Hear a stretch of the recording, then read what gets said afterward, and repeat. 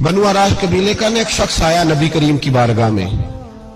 کس طرح آیا میرا پاس منظر سنیے گا. وہ کہتا ہے میں چھوٹا سا بزنس مین تھا تو میں تھوڑا تھوڑا کام کرتا تھا. میں مکے کے دائیں بائیں جو گاؤں تھے، بنو عراش ایک قبیلہ تھا، تو اس گاؤں سے میں 2-4 جانور خریدتا، مکے لا کے میں 1-2 دینار نفع لے کے بیچ دیتا. بیوپاری کہتے ہیں ہم اپنی زبان میں. تو کہتے میرا یہ کاروبار تھا. ایک دفعہ میں 2 اونٹ لے کے مکے آیا تو مکے میں میں نے شور سنا کہ یہاں ایک جادوگر ہے، معاذ اللہ ساحر ہے، کاہن ہے، اس کے قریب کوئی نہ جائے. کہتے یہ شور میں نے سنا. میں نے کہا چلو نہیں جاتے. کہتے وہ 2 اونٹ میں نے بیچے تو میری کم نصیبی دیکھو کہ بیچ میں نے ابو جال کے ہاتھ دیے. اونٹ خرید لیے تو مجھے کہنے لگا کل پیسے لے لینا. میں نے کہا گھر کہاں ہے؟ کہنے لگا فلاں گلی میں، فلاں محلے میں، فلاں جگہ میرا گھر ہے. کہتے ہیں میں مجبور تھا، چھوٹا سا کاروباری تھا، میں بڑا بزنس مین نہیں تھا. اگلے دن میں اس کے گھر گیا. میں نے کہا پیسے؟ تو کہنے لگا کل آنا. کہتے ہیں میں نے کہا کہ یہ بڑا آدمی ہے، کہیں بگڑ گیا تو میں پیسے کیسے لوں گا. میں چپ کر کے آ گیا.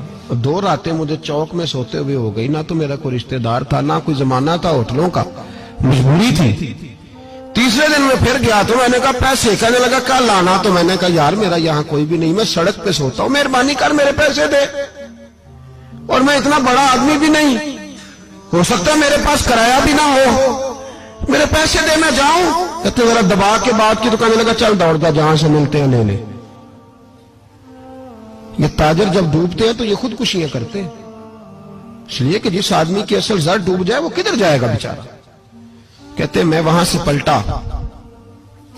اور پلٹ کر میں نے لوگوں سے پوچھا کہ مکے کے سردار، چودھری، امیر لوگ کہاں بیٹھتے ہیں؟ تو انہوں نے کہا کہ کعبے کے ساتھ چھوٹی چھوٹی ٹولیاں بنی ہوئی ہیں، یہ سارے چودھری بیٹھے.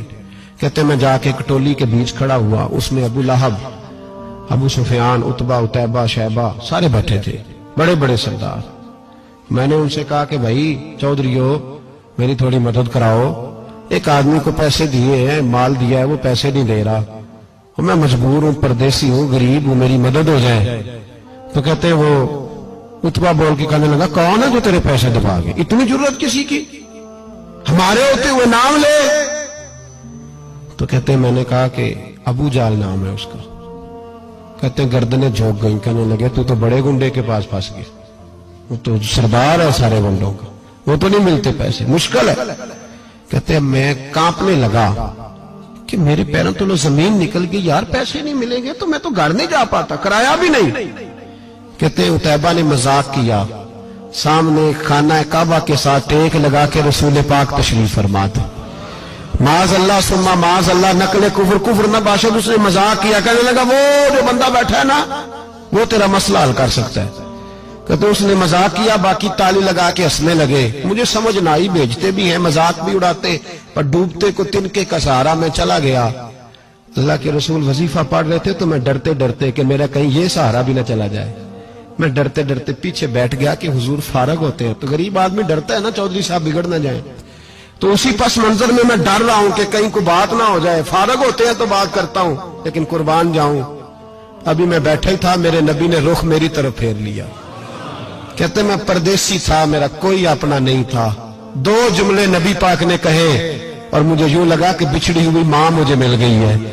2 جملے نبی پاک نے. پہلا جملہ فرمایا بھائی پردیسی لگتے ہو، اور دوسرا جملہ کہا پریشان لگتے ہو.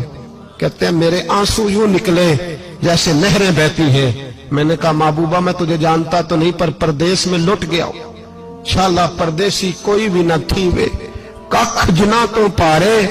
حضور ایک آدمی نے پیسے دبا لیے. کہتے جب میں رویا تو نبی پاک نے نہ نام پوچھا اس بندے کا، نہ کام پوچھا، میری گردن پر تھپکی دی، فرمایا فکر نہ کر، جیسے تو کہے گا ویسے ہی ہو جائے گا.